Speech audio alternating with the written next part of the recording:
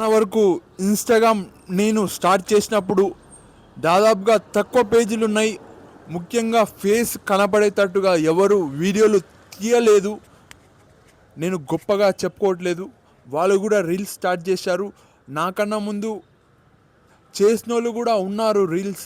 కానీ ఈ మధ్యలో రీల్స్ అనేటివి గద్వాల్ ప్రాంతంలో ఎక్కువయ్యాయని చెప్పుకోవచ్చు. ఇక్కడ చాలా వరకు నాకన్నా ఎక్కువ ఫాలోవర్స్ కూడా ఉన్నవాళ్ళు ఉన్నారు. రీసెంట్గా వచ్చి ఎక్కువ మంది ఫాలోవర్స్ తెచ్చుకున్న వాళ్ళు కూడా ఉన్నారు.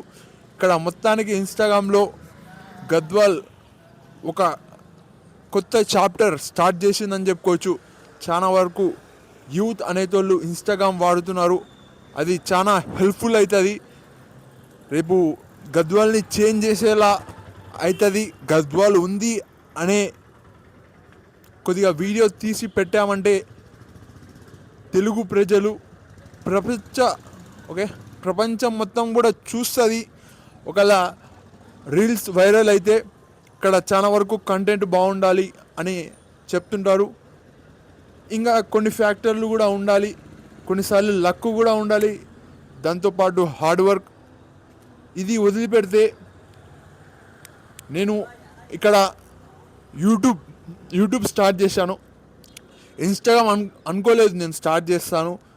ఇక్కడ ఏదో ఒక రకంగా ఆర్థికంగా డబ్బు సంపాదించచ్చు యూట్యూబ్ ఛానల్లో, అక్కడ నుంచి సొసైటీకి మంచి చేయాలి అని ఇలా అయిపోయింది.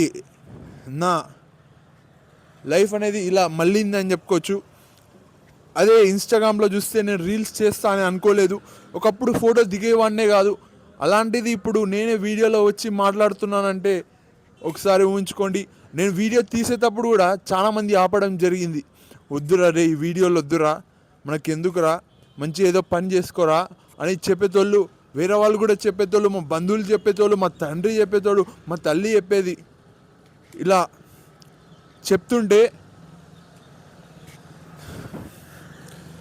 నేను సర్లే అని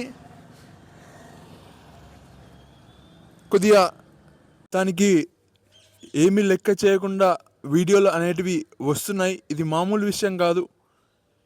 ఇలా కొందరిని కాదని నా పని చేసుకోవడం, ఇక్కడ పని చేయడానికి కూడా ఇంట్లో వాళ్ళు అడ్డొస్తున్నారు. ఏమన్నా అంటే ఎంత సంపాదించావు ఇక్కడ యూట్యూబ్లో వీడియోలు తీసి అని. రేపు ఫ్యూచర్లో కూడా ఈ వీడియోలు ఒక 10 సంవత్సరాల తర్వాత కూడా చూస్తే చాలా వరకు ఏదో పైసా అంటున్నాం, అది తప్పకుండా వస్తుంది. మా డాడీ అదే అనడం జరిగింది, ఇంత కష్టపడుతున్నావు, ఇలా షాప్ చూసుకుంటే ఇంకా ఎక్కువ వస్తాయి పైసలు.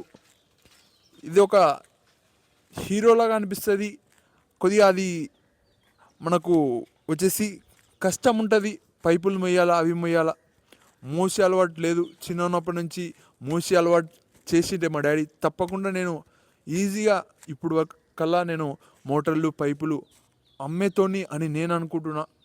అలవాటు లేదు, చదివించారు, మా ఫ్రెండ్స్ వేరే వేరే పనులు చేస్తున్నారు. నేను ప్రతి దాంట్లో ఇబ్బంది పడుతూ వచ్చానని చెప్పుకోవచ్చు. ఇప్పుడు యూట్యూబ్లో కూడా కంటిన్యూస్గా వీడియోస్ వస్తున్నాయి, కానీ ఇక్కడ సబ్స్క్రైబర్లు మరియు ఎక్కువ మంది చూడట్లేదని చెప్పుకోవచ్చు. ఎక్కువ మంది చూసింటే నాకు బాగుంటుంది. మరియు ఇంకా అవి అన్నీ వదిలేసి ఇప్పుడు వీడియోలు అనేటివి ఆగకుండా వస్తున్నాయని చెప్పుకోవచ్చు. ఎన్ని ఇబ్బందులు వచ్చినా ఇప్పుడు పోటీ అనేది పెరిగింది. ప్రతి దాంట్లో పోటీ అంటూ ఉంటుంది. ఎవరు తట్టుకొని నిలబడితే, ఎవరు వాళ్ళు బెస్ట్ ఇస్తారో వాళ్ళే గెలుస్తారు. ఇక్కడ ఇన్స్టాగ్రామ్లో మొత్తానికైతే చాలా వరకు సోషల్ మీడియాలో యూత్ అనేతోళ్ళు కూడా ఎక్కువ మంది కనపడుతున్నారు. పోటీ కూడా పెరిగింది సోషల్ మీడియాలో. ఇది మొత్తానికి ఎడ్యుకేషన్ అన్ని దాంట్లో పోటీ అనేది ఉంటుంది. తట్టుకొని నిలబడిన వాళ్ళు మరియు కష్టపడిన వాళ్ళదే అని చెప్పుకోవచ్చు. ఇప్పుడు నన్ను మించి ఉన్నారు. ఒకప్పుడు ఉండేది కుళ్ళు, ఇవి బాధ. ఇప్పుడు అంటూ సరే వాళ్ళు కష్టపడ్డారు అనేటట్టుగా మారాను. నా కష్టం నేను పడుతున్నాను. వాళ్ళకి నచ్చితే తప్పకుండా ఫాలో కొడతారు ఇన్స్టాగ్రామ్లో. ముఖ్యంగా నాకు కుళ్ళు ఎక్కువగా ఉండేది. ఇక్కడ వాళ్ళు వీళ్ళు చెప్పడం,